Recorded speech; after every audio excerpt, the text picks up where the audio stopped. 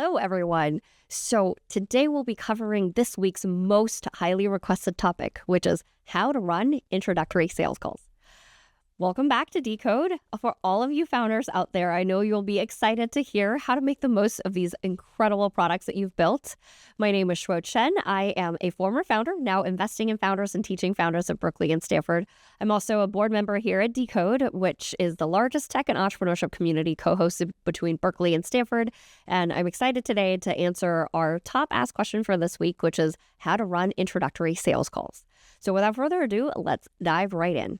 Our main goal today is to cover, if you're asking the right kind of questions, how to get customers to tell you everything you know how to sell them.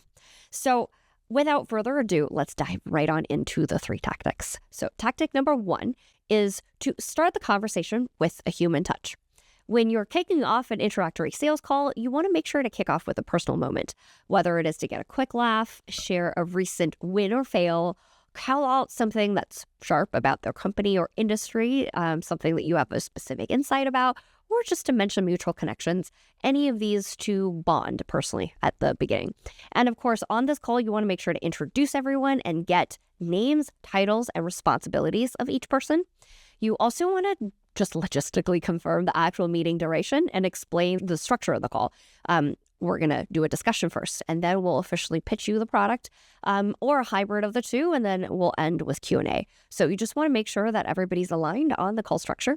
And then you want to ask explicitly, what does success look like at the end of this call? Make sure you understand what everyone wants out of the call by the end of this meeting time together.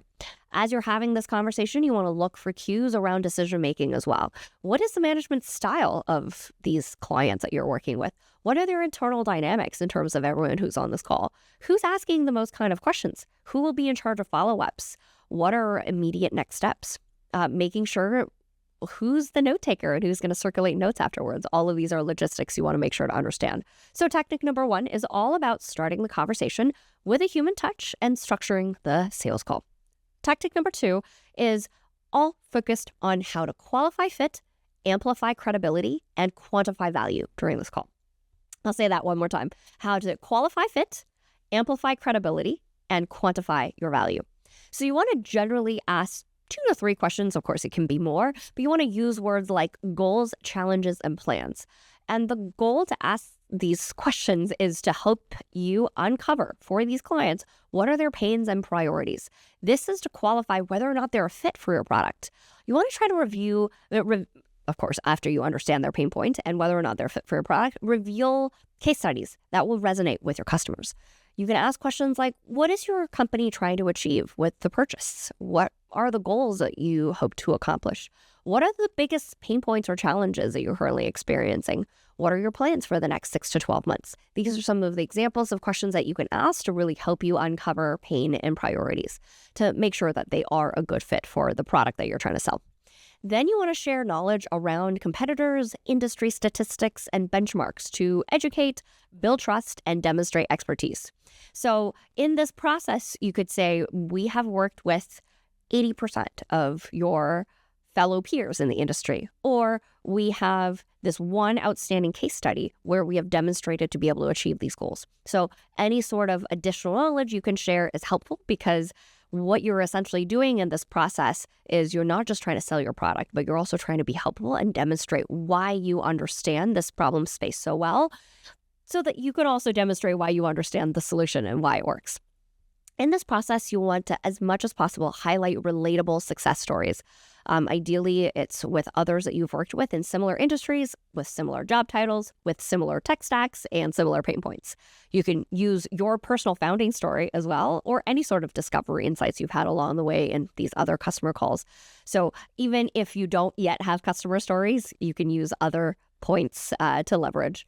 And you want to address any objections they might have with these customer examples as well. So for example, saying something along the lines of, that's something we hear a lot. X had the same concern, and here's how we addressed it for them, so that you can acknowledge a struggle that they have or an objection that they have. You're able to answer it straight on to say, look, we've solved this before.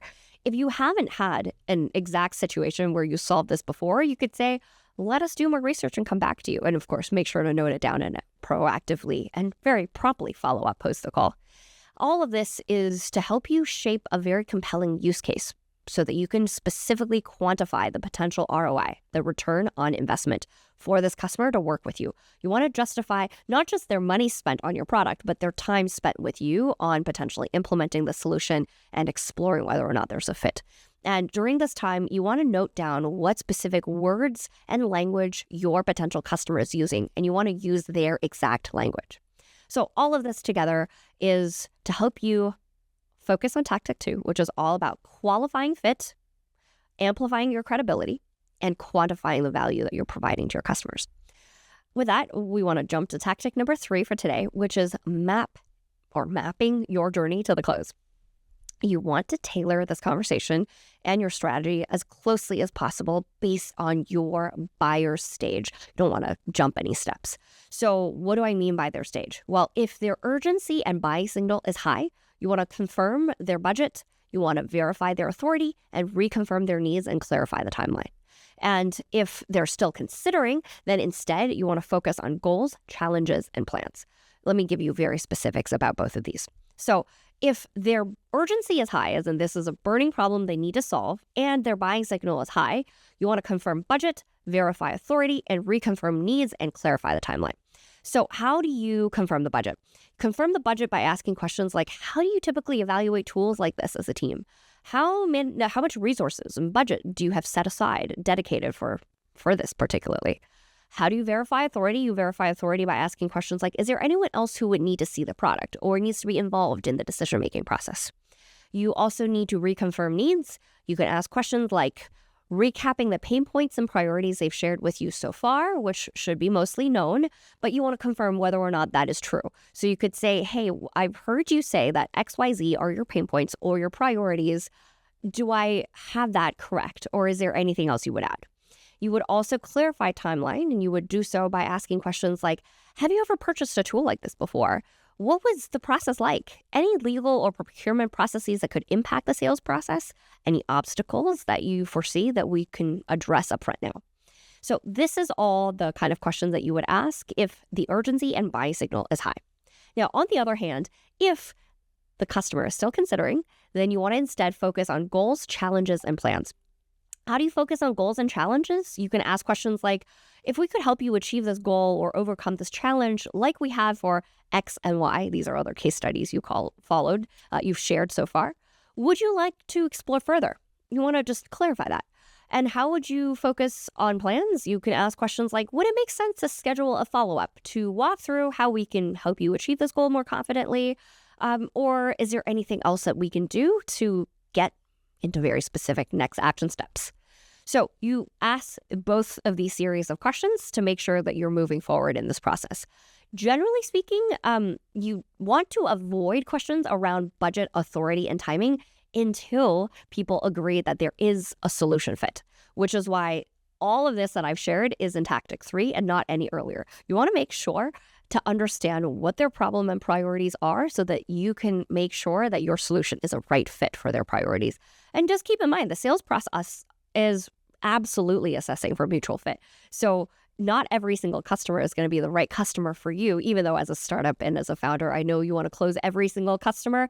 It's not necessarily always the right fit. So it's okay to say, hey, it looks like this is perhaps not the right time. We would love to pick up this conversation later when there is a better fit. And of course, the last step that I will share here is end every single call by confirming the specific next action steps. Confirm the to-do list. You want to lock in the next meeting, preview the agenda, make sure you know who's going to be circulating the notes from this call. Whatever that specific next action step would be, just make sure you have that scheduled in and make sure that happens. So all of this is covering tactic number 3, which is mapping the close of this potential sales call. So to recap today, we covered the top 3 tactics for running effective introductory sales calls. 1, to really start the conversation with a human touch and anchor a successful structure for the call. 2, to qualify fit, amplify credibility, quantify value for your customers. And 3, you want to make sure to map the close of this conversation by the end of every call.